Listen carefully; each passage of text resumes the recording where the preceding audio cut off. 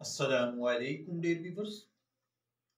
हमारा आज का टॉपिक है वॉशिंग मशीन पर कपड़ों की धुलाई।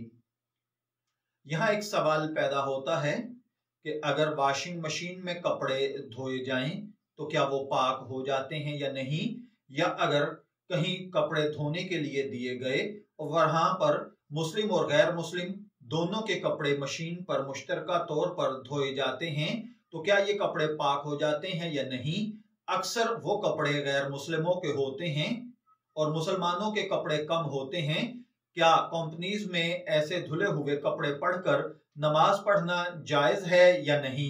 तो देखिए भाइयों और बहनों, आमतौर पर वॉशिंग मशीन में धोए हुए कपड़े तो पाक हो जाते हैं अगर उनको अच्छे तरीके से उन पर 3 दफा पानी बहाकर निचोड़ लिया जाए, या फिर एक दफा में इतना पानी बहा लिया जाए कि वो 3 दफा के बराबर हो और खूब अच्छे तरीके से उनमें से गंदगी, उसके धब्बे और निशानात वगैरह मिटा लिए जाएं और गालिब इम्कान पाक होने का हो जाए तो कपड़े पाक हो जाते हैं।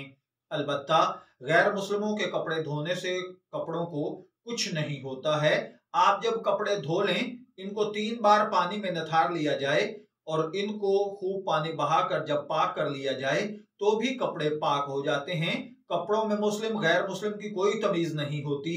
जैसे कपड़े मुसलमान के नापाक हो जाते हैं वैसे ही गैर मुस्लिम के भी होते हैं, और जैसे कपड़े धोने से एक मुसलमान के पाक हो जाते हैं ऐसे ही धोने से गैर मुस्लिमों के कपड़े भी पाक हो जाते हैं अगर इन कपड़ों को अच्छे तरीके से धोया जाता है, पानी बहाया जाता है, निचोड़ा जाता है और इसमें पाक होने की शराइत पाई जाती हैं तो कपड़े पाक हो जाते हैं। वो वॉशिंग मशीन से धोए जाएं, वो मुस्लिम गैर मुस्लिम के इकट्ठे धोए जाएं, या जो भी मसला हो। मैं दुआगो हूं कि अल्लाह ताला हमें इन बातों को समझकर इनके मुताबिक अमल करने की तौफीक अता फरमाए। शब्बीर अहमद को इजाजत दीजिए, फिर हाजिर होंगे किसी नए टॉपिक के साथ। तब तक के लिए अल्लाह हाफिज।